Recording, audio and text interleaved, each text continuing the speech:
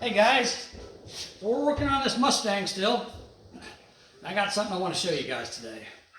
I like to try to go, the extra mile for my customers, and just, if I'm gonna have a car in here like this, I'm working on the front brakes, I'm changing over to disc brakes. It's just a logical choice to me to just check the rear brakes, make sure they're adjusted properly, make sure everything's good to go on them. It's literally pulling off a couple tires and pulling off a couple brake drums. It's 5 minutes worth of work to ensure the customer's got a good system when he's done. He's getting disc brakes on the front. Obviously, we want the rear brakes to work as well as they possibly can. So I always like to check them and adjust them. But I found a couple things here that, to me, tells the difference between a mechanic who cares about his customers and a mechanic who doesn't give a shit, basically. So let me show you what I found, and you guys tell me what you think about all this. All right, so we're working on this 1970 Mustang, and I had a customer tell me 70 Mustangs didn't have 4 headlights, they only had 2. Well, it doesn't mean that this car's been restored. Doesn't mean somebody didn't put a 69 grill in there with the extra headlights in it, so they got 4 headlights instead of 2. I don't know, but I've been told it's a 70. As far as I know it is. I haven't checked the VIN yet, but as far as I know it's a 70. I've also been told that the gills back here behind the doors, they were on 69s, not 70s. But again, that's an added item. You could easily buy them and bolt them on. So I don't know. I'm just telling you what I've been told. It's a 1970. Okay, so we got the rear brakes here. Let me get you guys down here where you can see what's going on, and I'll get you right in here close. Okay, so let me get myself lined up here. Let me get this thing put where you guys can see what's going on. Okay, you don't need to see my mug, you need to see what I'm doing. So basically, when you're checking the rear brakes, you got the drum on there, it just pulls right off really easily. If it pulls off easy like that, your brakes are out of adjustment. It should have a little bit of a drag to it. But here's what I found. This side here is not as bad as the other side, but let me show you what the other side's like. So this is your brake adjuster, okay? This is what you use to adjust the brakes to fit the drums, all right? Well, this is all brand new. All this is brand new. This car's been restored, okay? Here's a problem with this. This adjuster, it's got a little arm here, right there, that moves when you press on the brakes or you use the emergency brake pedal. This arm moves, and it turns this wheel to adjust your brakes to keep them tight. Okay, well, someone just threw this adjuster on there. There's no lubrication on it whatsoever. The threads aren't lubricated. The piece on the end there's not lubricated. There's no lubricant on it at all. So it's going to have a really hard time properly adjusting your brakes. I don't know why someone ever puts one of these on with no lubrication on it. It needs to be lubricated, okay? So here's what I recommend with this. If you're going to do this, you're going to do this right. Here's what you need to do. You need to take that all the way off. You need to don't use wheel bearing grease. Wheel bearing grease is not what you should use on these, because wheel bearing grease, when it's cold, it doesn't move very well. It's got to be warmed up like your front wheel bearings. They warm up. The grease gets warm. It moves around. It lubricates properly. But in this situation back here, there's no heat back here, so you need some white lithium grease. This is what I use, white lithium grease. Put a little bit on the threads. You don't need a ton of it, just a little bit. Like that, okay? And then you also want to put, this thing's drier than a popcorn fart. You want to put a little bit of grease in there. You don't need a lot, again, just a little dab, like that, okay?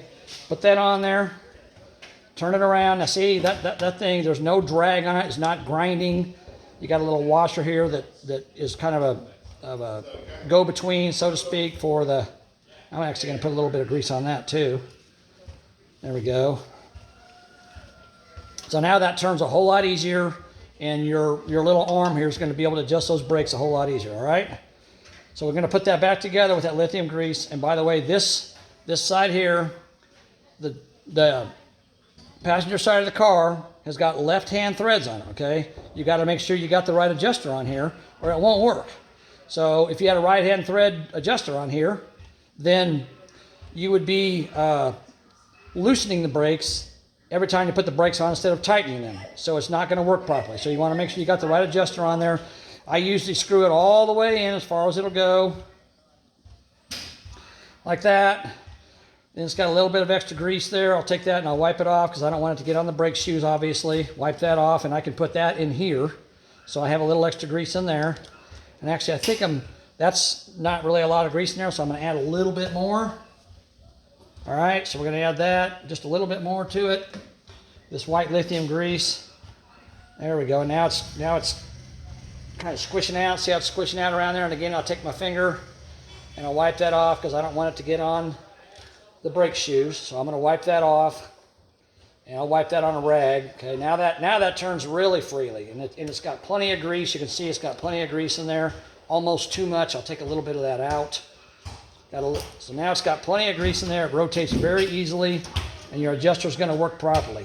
If you're going to put these on a car, please grease them with lithium grease, not wheel bearing grease. Okay, that's the proper way to do it. All right, so that's the adjuster on this side. And we'll come back to this in a minute. I gotta clean my hands off here, and we'll come back to this, and I'll show you how to adjust brakes if you want to know how to do that. Okay, hold on just a second. All right, got my hands cleaned off. So one way you can put these on, if this is already all assembled and it's dry like this one was, and you want to just take it off and clean it, you tighten it all the way up as far as it'll go, and you put this in with the wheel behind the lever that adjusts it like this. I want to make sure you guys can see what I'm doing here. Let me make sure you can see that very good. Here, I'll zoom you in just a little bit.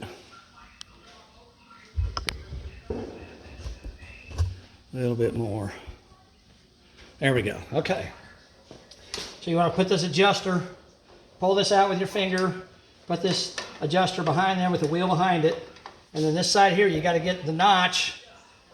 So this notch right here, there's a notch on each end. These notches go on the brake shoe itself. There's a horizontal piece in here that you want to put that notch in. You want to put it in there, okay? So let's put this side in. You slide the notch in place just like that.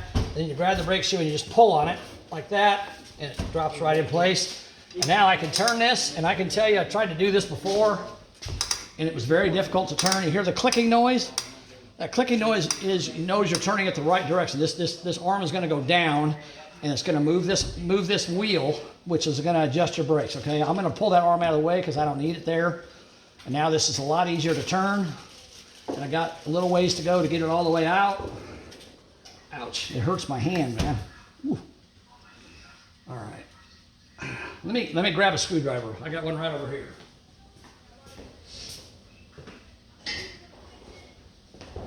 You can also take a screwdriver, and there's a hole in the back of the drum back here, and you can stick, if you have a brake adjuster spoon, they call it a spoon, you can stick it through a hole in the back, and you can also adjust it that way. Sometimes you can use a screwdriver. See, I can actually do that with this one. Let me get this done, and I'll show you where that slot is. But you need a brake adjusting spoon. A screwdriver doesn't work that well. But you can take a screwdriver in the front, and you can just tap it like that, and it adjusts down.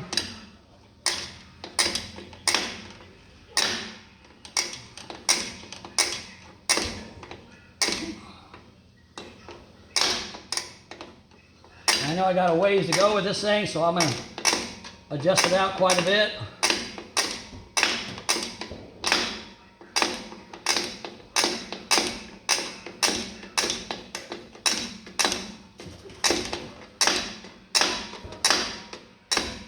All right, that's quite a ways out. So now let me back it off so you guys can see a little better what I'm doing here.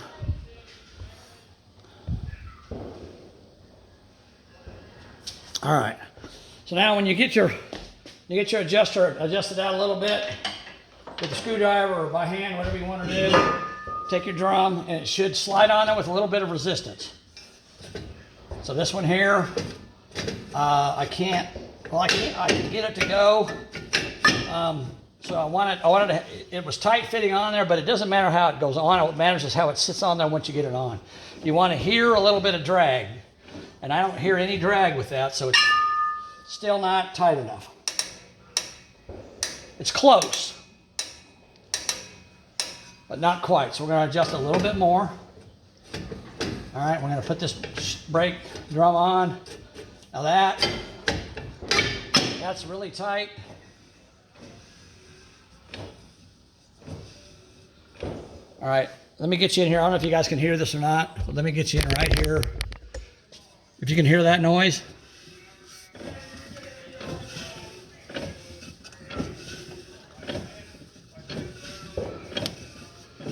You can hear it just slightly dragging on there. So that's about where I want it.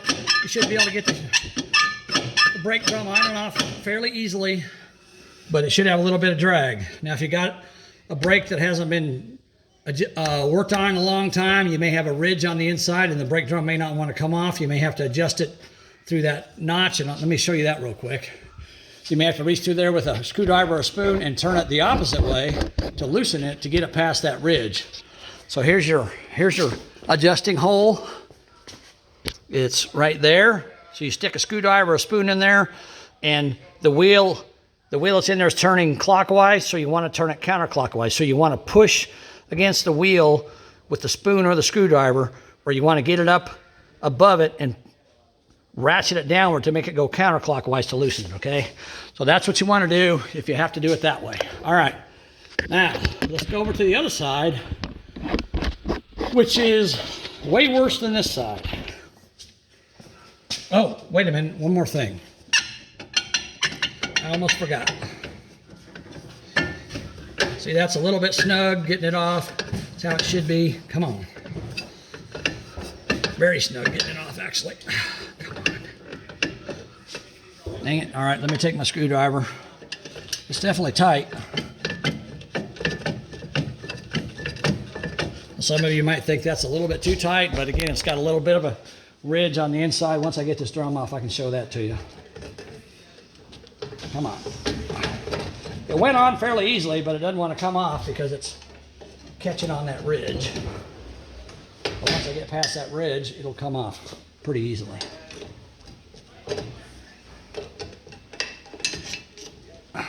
Dang it. Come on. Ow. I smashed my finger. That hurt.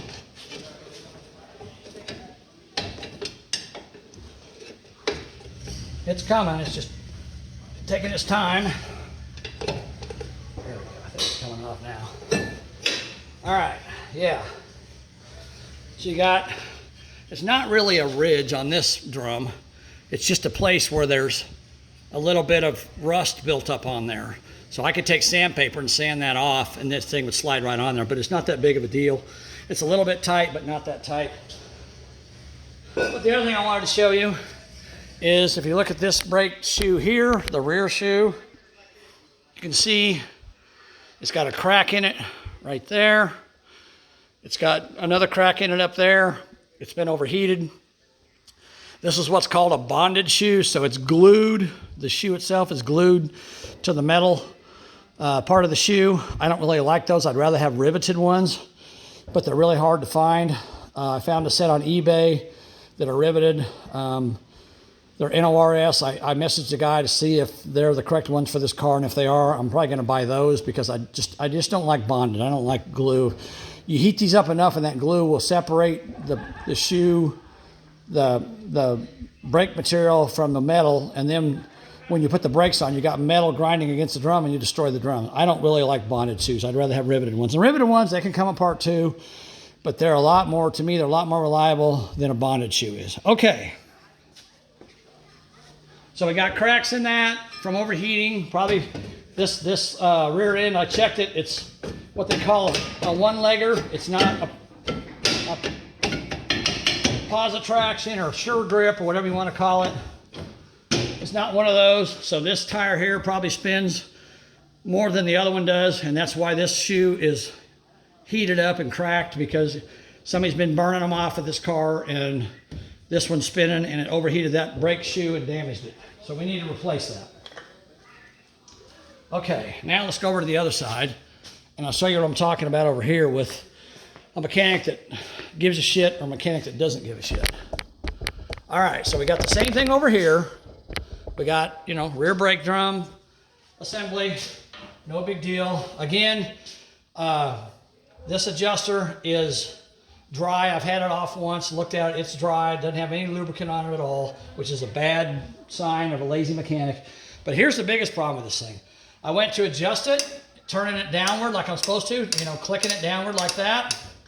And I kept checking the drum, and it's like, well, this thing isn't tightening up, man. It wasn't that loose to start with. It's a little bit loose. It isn't tightening up. Okay, so let's pull this off and let's look at it. If you take this adjuster, all right, and we're turning it downward, right, to tighten it, to expand the shoes out, we want to turn it downward so it should move out as you expand it, to open the shoes up, to get them closer to the drum. Well, watch this. See that? What's it doing? Now it's completely closed. Okay, this brake adjuster is, now I'm turning it, which if it's a right-hand thread, it should be tightening, and it's opening it up. Turning it down, like the way the arm moves downward, I'm turning it down. See that? It's loosening the shoe. So this adjuster is the wrong adjuster for this side of the car. They've got two right-hand adjusters on this car. They need a left hand on this side that has a standard thread. The one on the other side has got a left-hand thread. So this is the wrong adjuster. They didn't even pay attention when they put it on. Not only did they not lubricate it, they didn't pay attention. And you know good and well, when they put these new brakes on here, they had to adjust them in order to get them to fit the drum. Well, they had to turn the adjuster backwards from the arm to get the shoes to come out. So it's the wrong adjuster. They knew it was the wrong one, and rather than taking it apart and fixing it and ordering the right part, which this part probably cost less than $10, you know, maybe 12, I don't know. They're not that expensive. But rather than taking it apart, and look, see that? It even says right on it. There's an R on it. Remember I showed you guys before? You sit in the driver's seat. The right side of the car is the passenger side. The left side of the car is the driver's side. See that? It says R right on it. It's a right side adjuster. This is the wrong freaking adjuster for this car. It pisses me off when people do this. There's no reason for it. It's a simple fix. People are just lazy and they don't care. They're trying to sell a car. They don't give a crap whether it works or not, whether it's right or not. They just want it going down the road. There's no reason for this, okay? And I dropped my adjuster stuff. And again, this little cap, dry as a popcorn fart, nothing in it, completely dry, no lubricant on it at all, which is a bunch of crap. So what I'm gonna do is I'm gonna go ahead and lubricate it, and I'm gonna put it back on the car, and I'm gonna adjust it the wrong way to get the brakes adjusted out. But then I already ordered the correct adjuster for it. I ordered it from the parts store. It'll be here tomorrow or the next day, and we'll get this thing put back together with the correct adjuster, and we'll be able to adjust the brakes properly. I mean, with this thing like this, with this, every time you put the brakes on, if this arm's going down, it's actually loosening the brakes, not tightening them. And this is why you do your due diligence. If you're a mechanic, you check everything, you double check everything. You know, he didn't ask me to check his rear brakes, okay? He didn't say, let's check the rear brakes. But if you know what you're doing and you know how to do your job right, it's something you should just take the time to do. And I'm glad I did, because his rear brakes wouldn't even work at all. I mean, it would cause his brake pedal to have play in it. We'd be wondering why, because the play keeps getting worse and worse, because the brakes are having to move further and further out, because this is actually adjusting in instead of out every time you put the brakes on. So I'm glad I found this. We're gonna get it fixed. We're gonna do it right. So, and this shoe here, these shoes here are not cracked because this is not a positive traction rear end. This one was not spinning, the other one was. That's why it overheated and cracked. All right, guys. So anyhow,